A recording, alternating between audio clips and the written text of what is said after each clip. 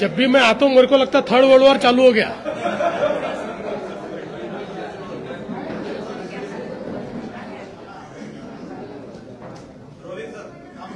अरे थांब रे,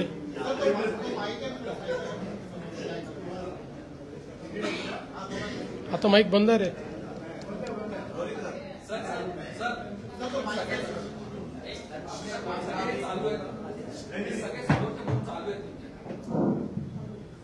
thank you.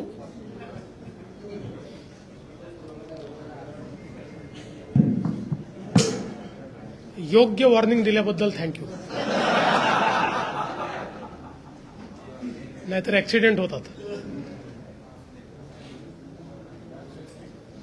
इतना अभ्यास हो गया है कि वैसे का 7 सिलेंडर के बराबर।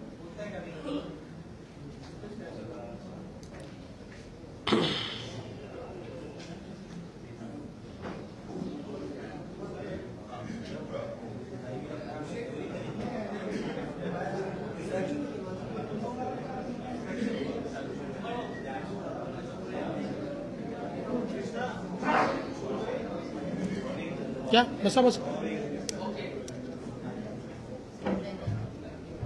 या साइड लेंगे।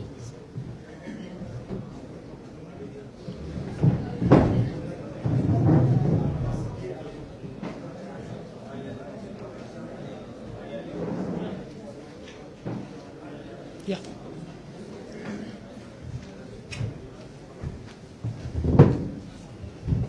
शुरू करा।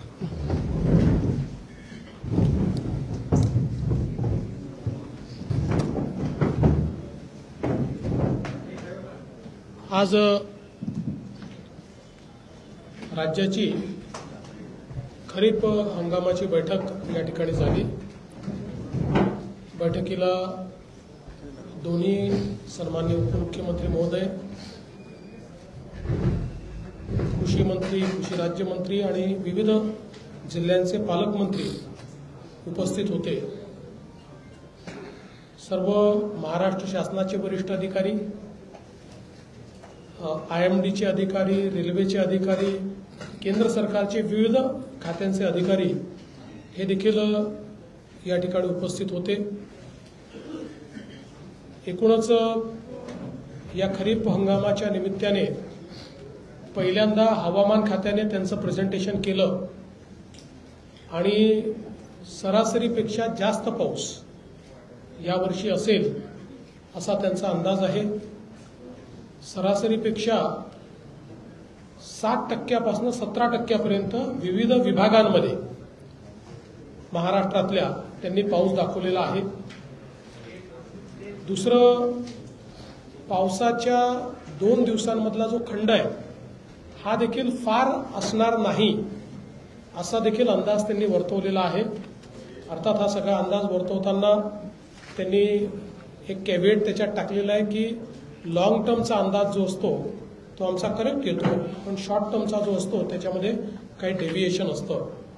त्यामुळे एकूणच योग्य पाऊस पडेल अशा प्रकारची अपेक्षा या ठिकाणी निश्चितपणे आहे। यासोबत कृषी विभागाने देखील त्यांचं प्रेझेंटेशन केलेलं आहे आणि राज्यामध्ये आवश्यक तेवढा बियाण्यांचा पुरवठा आहे, आवश्यक तेवढं खत उपलब्ध आहे आणि त्याचा कुठलाही तुटवडा पडणार नाही। आणि साधारणपणे मागील वर्षांचा कल पाहता कुठलं पीक कुठे कमी अधिक प्रमाणात घेण्यात येईल याचा विचार करूनच या ठिकाणी बियाण्याची उपलब्धता करून देण्यात आलेली आहे। आणि हे करत असताना वारंवार बोगस बियाण्यांचे प्रकार बाहेर येतात म्हणून महाराष्ट्राने पहिल्यांदा एक प्रयोग केलेला आहे। केंद्र सरकारची साथी हे साथी पोर्टल आहे।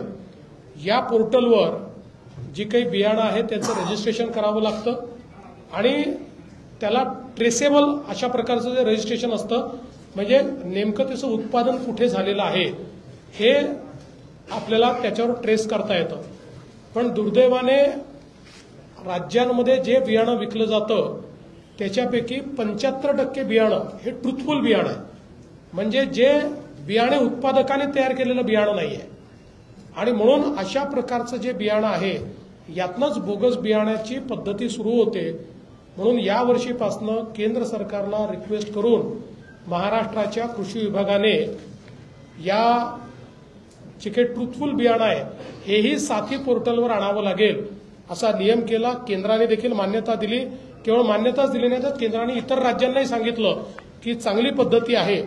यावर्षी हे उशिरा सुरू झाल्यामुळे जवळपास 70,000 क्विंटल बियाणं ट्रुथफुलचं हे आता आपल्या पोर्टलवर उपलब्ध आहे, म्हणजे ते पूर्णपणे ट्रेसेबल आहे। त्यामुळे त्याच्यामध्ये बोगसगिरी केली तर कोणामुळे झाली आहे हे आपल्याला लक्षात येऊ शकते। पुढच्या वर्षीपासून 100% बियाणं ट्रुथफुलचंही हे आपल्या साथी पोर्टलवर असेल। त्यामुळे हा जो काही बोगस बियाणाचा विषय आहे हा विषय निश्चितपणे आपण बंद करू। खतांच्या बाबतीत एक सातत्याने शेतकऱ्यांकडनं तक्रार येते ती म्हणजे लिंकिंगची, आणि म्हणून त्याही संदर्भात अतिशय कडक अशा प्रकारचा निर्णय घेण्यात आलेला आहे। प्रत्येक कृषी केंद्राच्या बाहेर लिंकिंगच्या संदर्भातला बोर्ड लावायला सांगण्यात येणार आहे, त्याच्यावर फोन नंबर देण्यात येणार आहे।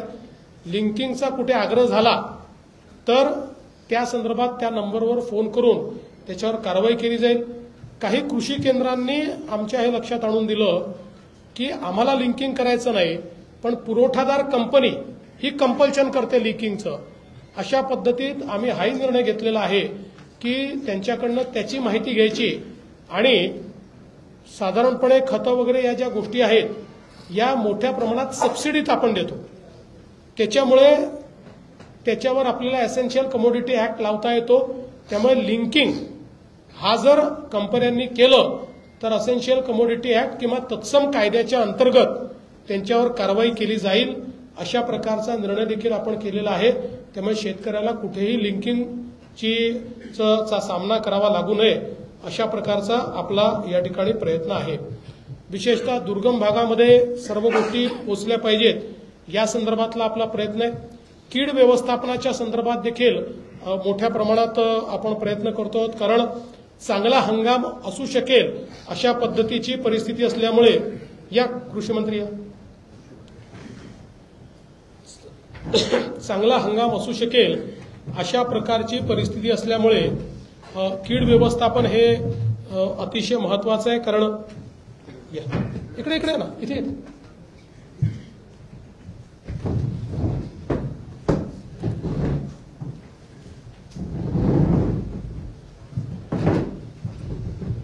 आपल्याला कल्पना आहे की मागच्या काळामध्ये कापसावर गुलाबी बोंडअळी असेल किंवा सोयाबीनवर येलो मोझॅक असेल किंवा इकडे धानावर मावा तुडतुडा असेल, अशा प्रकारचे अनेक रोग आपल्याला त्या ठिकाणी संत्र्यावर तेल्यासारखा रोग असेल, असे अनेक रोग आपल्याला त्या ठिकाणी पाहायला मिळाले। आणि म्हणून कीड व्यवस्थापन योग्य प्रकारे झालं पाहिजे या दृष्टीनं सगळी काळजी घेण्यात येते आहे। विशेषतः यावर्षी डिजिटल शेतीशाळा ही देखील आयोजित करण्यात आलेल्या आहेत। प्रत्येक तालुक्यामध्ये डिजिटल शेतीशाळा आयोजित करण्यात येतील। शेतकरी त्याच्यावर डिजिटल शेतीशाळेच्या माध्यमातून मोठ्या प्रमाणात या संदर्भात म्हणजे शेतीमध्ये कीड व्यवस्थापन असेल किंवा चांगल्या ज्या नवीन पद्धती आहेत त्या पद्धतींच्या बाबतीत शेतकऱ्यांना योग्य अशा प्रकारचं मार्गदर्शन हे त्या माध्यमातून आपण देणार आहोत। एक कृषी विभागाने अतिशय चांगली गोष्ट केलेली आहे। एक महाविस्तार ऍप हा कृषी विभागाने आता लॉन्च केलेला आहे।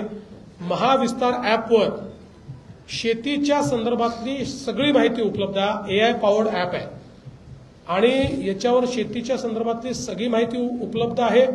त्याचे व्हिडिओज देखील उपलब्ध आहे।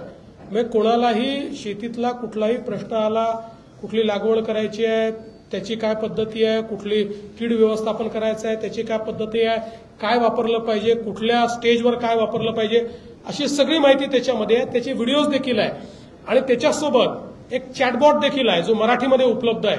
त्याच्यावर कुठलाही प्रश्न हा शेतकऱ्यांनी विचारला तर त्याला योग्य उत्तर त्याच्यावर मिळेल आणि त्या उत्तराचा सोर्स काय आहे हे देखील त्या ठिकाणी मिळेल। त्यामुळे एक प्रकारे शेतकऱ्याचा डिजिटल मित्र अशा प्रकारे हा जो काही आपण महाविस्तार ॲप आहे तो लॉन्च केलेला आहे।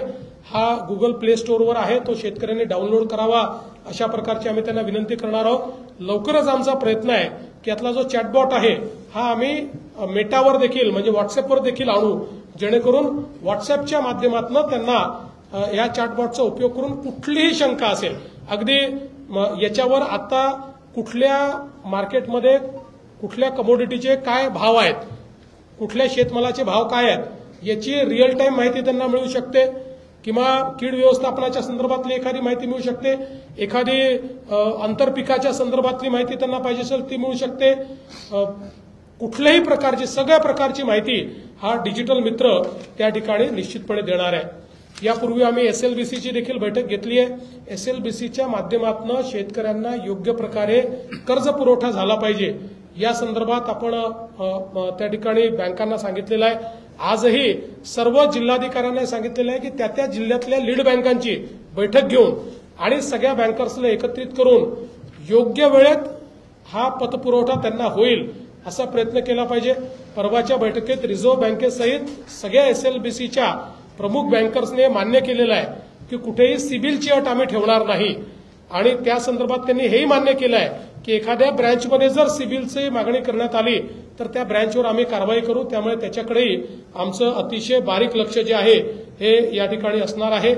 वेगवेगळ्या ज्या नवीन पद्धती आहेत ज्याच्यामध्ये फलोत्पादनामध्ये आपल्याला वाढ करायची आहे, नैसर्गिक शेतीमध्ये आपल्याला वाढ करायची आहे, गटशेतीमध्ये आपल्याला वाढ करायची आहे, बांबू लागवडीमध्ये आपल्याला वाढ करायची आहे, विविध प्रकारचे जे अन्य पिकं आहेत की ज्यातनं शेतकऱ्यांना एक प्रकारे कॅश क्रॉप म्हणू शकतो आपण, सुगंधी फुलं असतील, वनस्पती असतील, असे वेगवेगळे या संदर्भातले छोटे छोटे कार्यक्रम हे देखील आपण आयोजित केलेले आहेत, ज्यातनं शेतकऱ्यांना अधिकाधिक फायदा मिळावा आणि याचं संपूर्ण नियोजन हे आपण केलेलं आहे। त्यामुळे एकूणच या खरीप हंगाम बैठकीमध्ये या हंगामामध्ये रेकॉर्ड अशा प्रकारचं उत्पादन आपल्याला व्हावं, म्हणजे आपण जे टार्गेट ठेवलेलं आहे ते 2,04,000 मेट्रिक टन, 204 मेट्रिक टन, 2,04,000 नाही, 204 लक्ष मेट्रिक टन, बरोबर आहे। 204 लक्ष मेट्रिक टनाचं जे आपण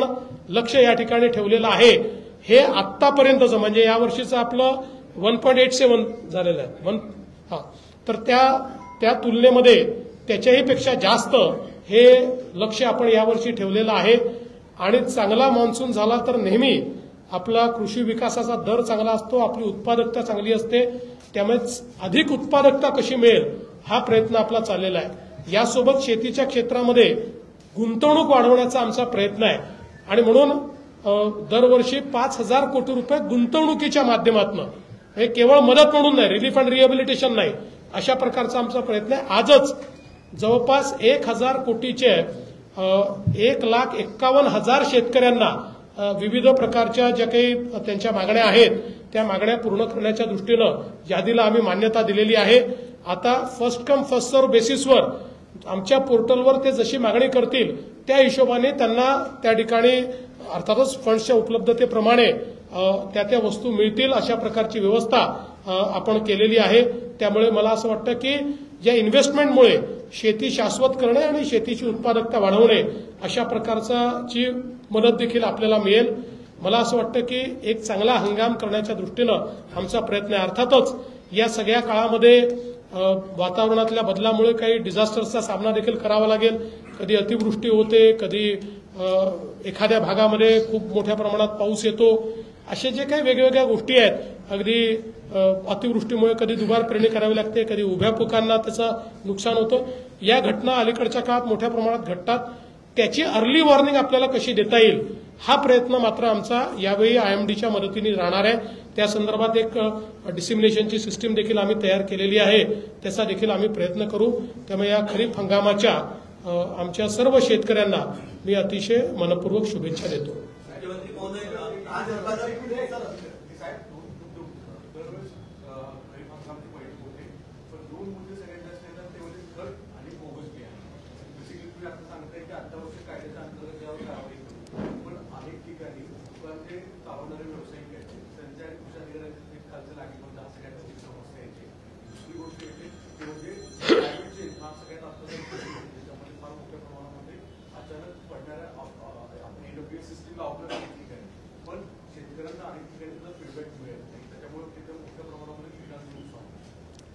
नाही, म्हणूनच आम्ही सांगितलं की लिंकिंगच्या संदर्भात आता बघा, गेले काही वर्षात खतांची कमतरता कुठेही नाही.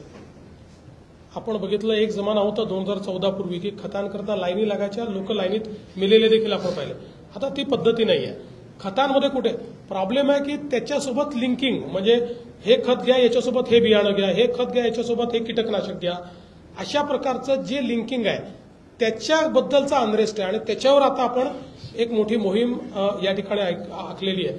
आणि बोगस बियाण्याच्या संदर्भात यावर्षी मी जसं सांगितलं की आता ट्रुथफुल बियाणंही पोर्टलवर आणलेलं आहे. अर्थात ते 100% आम्ही आणू शकलेलो नाही, कारण हे पहिलं वर्ष आहे. पुढच्या वर्षीपर्यंत आपण 100% ते पोर्टलवर आणू. त्यामुळे माझी शेतकऱ्यांना विनंती आहे की शक्यतोवर साथी पोर्टलवर प्रमाणित बियाणंच त्यांनी घ्यावं.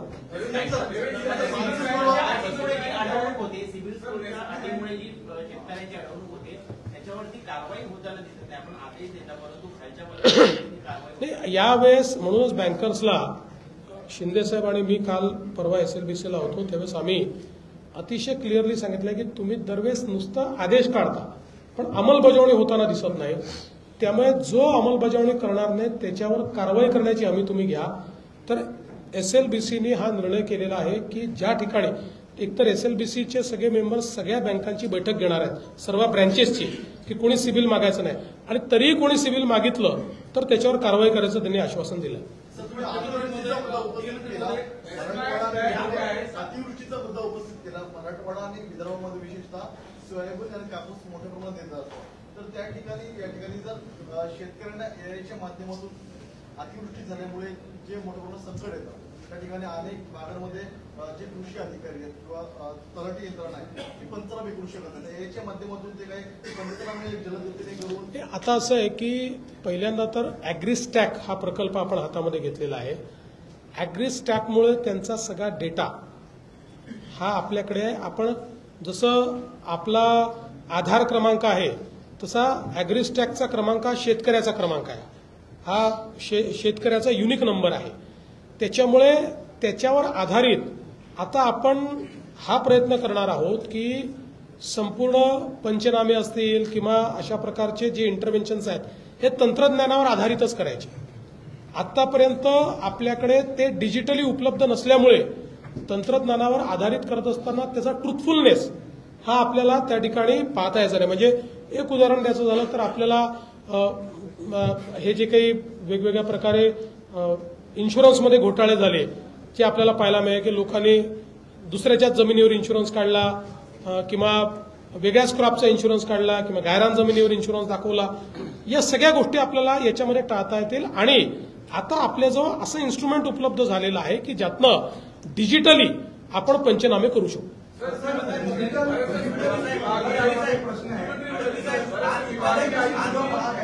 अनेक असे दुर्गम भाग आहेत ज्या ठिकाणी नेटवर्कही पोहोचत नाही, पण त्या ठिकाणी खरीप हंगाम पिकं घेतली जातात.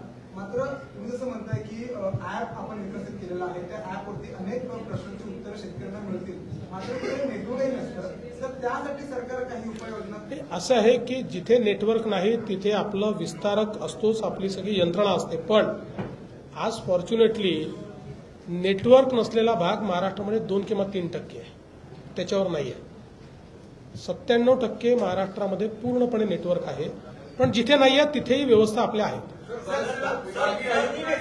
विभागीय आयुक्तांनी बरेचसे विभागीय आयुक्तांनी ब्रेकची मागणी केली आहे, तो या कामामध्ये पूर्ण होणार का? दुसरी असं तुम्ही जर हेल्पलाईन ब्रेक जे आहे ते शेतकऱ्यांना 0% वर व्याज द्यायला किंवा लोन द्यायला ते तसे गंभीर दिसत नाही, त्यांच्याबद्दल पण तुम्ही नाराजगी व्यक्त केली आहे.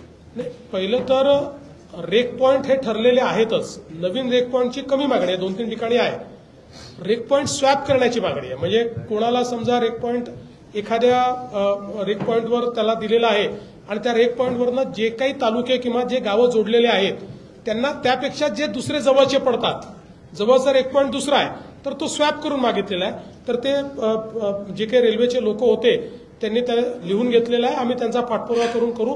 काही ठिकाणी नवीन रेक पॉइंटची मागणी आहे तर ती पूर्ण करण्याचा प्रयत्न आपण निश्चितपणे करू. आणि नॅशनलाइज असो, कमर्शियल असो, जिल्हा बँका असो की ग्रामीण बँका असो, जो काही सरकारचा ची योजना आहे केंद्राची आणि राज्याची ती त्यांना पाळावीच लागेल.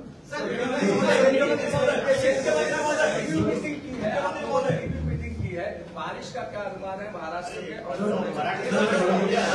देखिए, आज खरीद की रिव्यू मीटिंग हमने की है.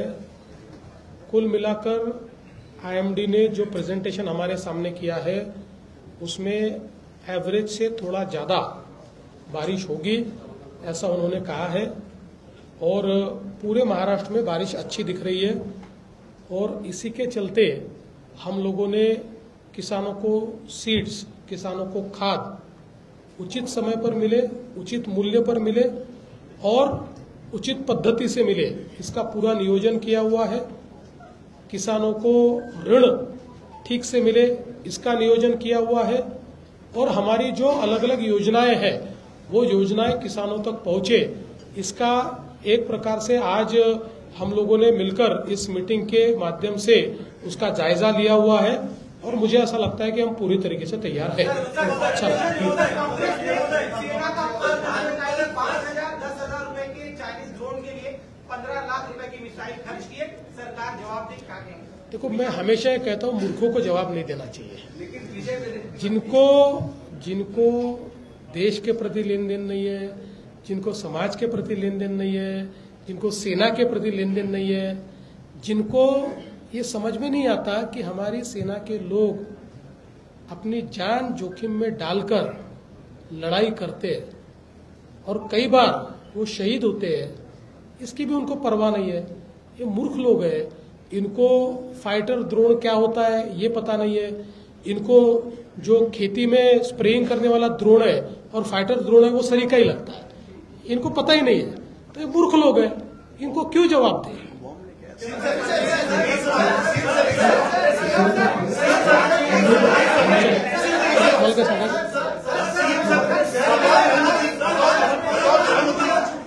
कई सारे ऑनलाइन पोर्टल्स ऐसे हैं जो अभी भी हो चुका पहलगाम के हमले को पाकिस्तान के प्रोडक्ट्स यहाँ मिल रहे हैं. पहला, दूसरा, उसमें न कोई इम्पोर्ट डेट है न इम्पोर्ट कोड है, किसी तरह का कोई लाइसेंस नंबर नहीं है. जितने ऐसे पोर्टल ध्यान में आएंगे उन पर कार्रवाई करेंगे और केवल कार्रवाई नहीं, उन पर हम लोग फौजदारी कार्रवाई करेंगे. अरे आता आमची आपल्या याची बैठक पावसाळ्याच्या तयारी